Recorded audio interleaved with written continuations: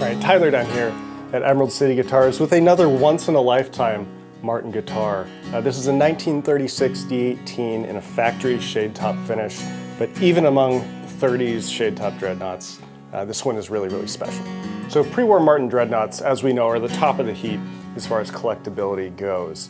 Some of the most expensive vintage guitars ever have been pre-war Martin dreadnoughts. But pre-war shade tops are on even another level of rarity, and I'll give you a little perspective. So from 1931, when the dreadnought was originally introduced by Martin, to 1941, when some of the wartime changes started to happen, Martin made just over 3,800 dreadnoughts. That was of all styles and all appointments. Now, of these 3,800 or so pre-war dreadnoughts, only 189 of them were shade tops. That's under 5%. So again, incredible rarity. And of course, that's on top of it being already a 1936 D-18. It has all the desirable features that you want: the forward shifted X brace, the wide 1 3/4 nut, in any finished configuration, one of the more desirable acoustic guitars out there. But again, this one particular guitar is very, very special. It was first ordered in early 1936 from a man in Great Falls, Montana. This particular guitar was a part of Martin's batch number 282.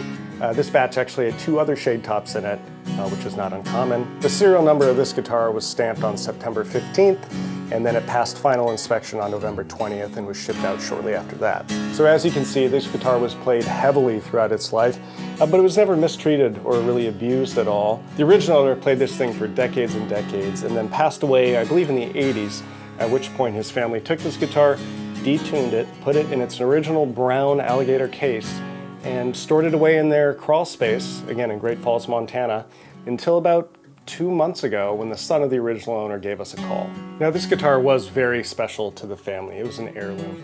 However, there were no musicians in the family. Nobody really was interested in playing the guitar, so they figured rather than let this thing sit around and just deteriorate further, it was time to give somebody else a chance to enjoy it. So a couple months ago, I drove from Seattle to Coeur d'Alene, Idaho to meet the son of this original owner to pick this guitar up, and I was immediately just floored by the guitar. Obviously, aesthetically, it's very, very striking. The wear is beautiful, but what really blew me away about this guitar was that it had never been worked on. From 1936 up to the moment that we got it, the saddle had been lowered slightly, but there had been no repairs whatsoever, which is absolutely unheard of for a 30s Martin.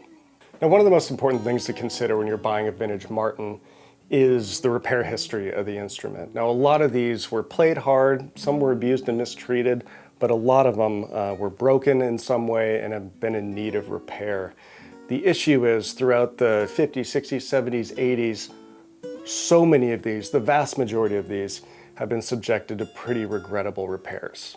Now, in many cases, these terrible repairs, they negatively affect the structural integrity of the guitar and thus negatively affect the value of the guitar. So to find one that's completely untouched, it's just an absolute treat, almost as rare as the guitar itself. So of course, after all these decades of no work, it was in need of a little bit of work, but nothing too serious. The original bridge was pulling up a little bit, so I had to re-glue that.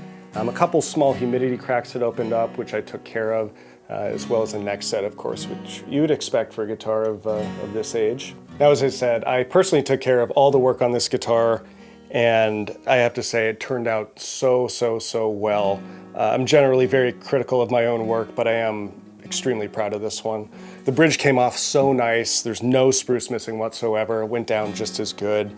The cracks are, very, very routine. The neck set just turned out as close to perfect as I can imagine. So I'm just thrilled about it.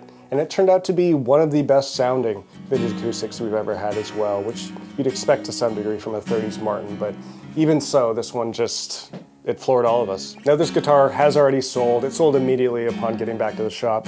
Before the work was even done, it sold. So it's not available technically, but we do have Skylar Mihal in the shop today, who's gonna play this thing for a little bit and show you just how amazing this thing sounds.